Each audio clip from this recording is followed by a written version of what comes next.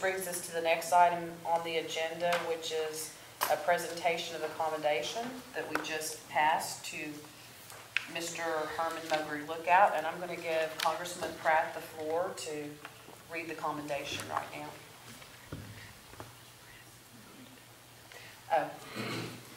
And if you'll give me, just bear with me just one moment, I'd like to go ahead and give the press the opportunity to come up here, because I know that people want to have photographs of this. Mr. Osage News, you're welcome to come up here too. Mr. Osage News.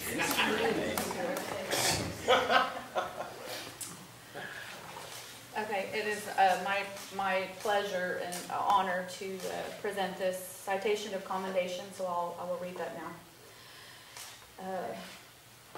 Citation of commendation, Herman Mogri Lookout. Whereas Herman Mogri Lookout has dedicated more than 40 years of service to the Osage people to preserve and teach our Osage language. And whereas Herman Mogri Lookout, the son of full-blood Osage parents, has worked tirelessly to revitalize the Osage language for the benefit of our culture. And whereas Herman Mogri Lookout taught our Osage language first in his home, then at Wake and Iron Hall in the Pawhuska Indian Village, and now as director of the Osage Language Department for the past 11 years. And whereas Herman Mogri Lookout has provided the Osage Nation with the gift of our own history, for which we as a nation are truly grateful. And whereas Herman Mogri Lookout has earned the admiration and respect of his colleagues and the members of the Osage Nation Congress for his leadership, dedication, and years of service to the Osage people. Now, therefore, pursuant to the motion of Congresswoman Angela Pratt, the Osage Nation Congress extends to Herman Mogri Lookout sincere commendation and directs that this citation be presented.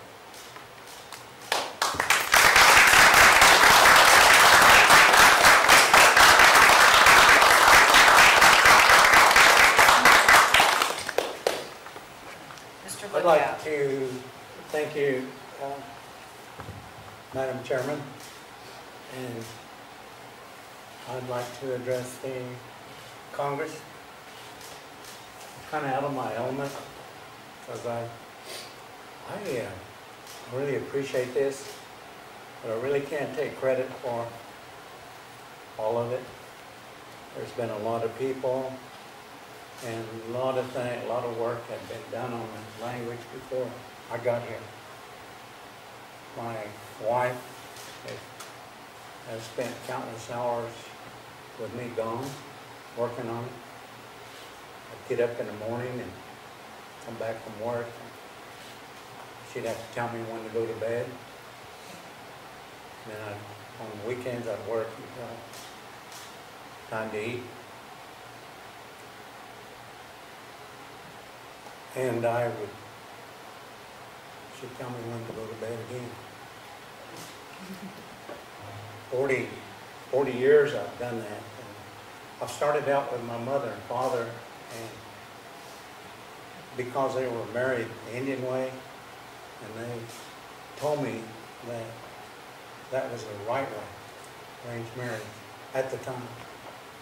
They believed in their ways, and I grew up under them, that atmosphere about the people. I've heard it spoken. I know what it sounds like. It's an old language that we used to speak. When they got married Indian way. You know, they encamped much there around my mother's home when they came to my father and my mother, my father's people, and asked to put him into their home. They explained that to me. And those ways have all died out. And we're under a different way of trying to integrate this archaic language into the mainstream of the public. I know there's been question about spending $10 million to try to revive this language, but we spent way more than that assimilating ourselves into the European lifestyle. And it's taken a long time, and there's a lot of people that would rather spend their time at home watching TV, watching their kids play ball, watching a lot of things and living their life, and they have assimilated themselves into the mainstream of the public. You all know that. You all understand the dedication and sacrifice that you would have to do to try to learn this language. I've been working at it 40 years and I still don't know.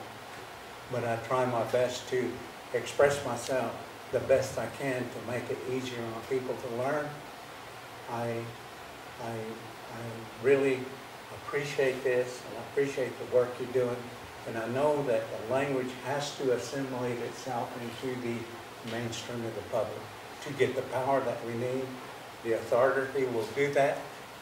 It will get us on cell phones, it will get us in software. It will do a lot of things, and we'll be recognized throughout the world through Unicode. And that's what we plan to do, and I appreciate your vote. I appreciate your concern for the language and the ways that we have. I've lived a lot of years trying to learn this, and there's a lot of people that are responsible for it. And I just named a few. I didn't have my parents very long. I had them 3 years when I started learning back in 1972. My mother passed away, and then my father went 3 weeks after that. So I didn't have them very long. But I ran into a man called Bob Bristow. He was working with a language, and he allowed me to, he said, I'm going to show you how to go and find out more about this language. So he introduced me to Lenora Hamilton, and Josie Walker, Jess Townsend, Preston Morrell, Hazel Loho, Myrtle Overdy, Frances Overdy, Joanne Allred. That's just a few of the people that were involved in me trying to learn this language. They all said, Osage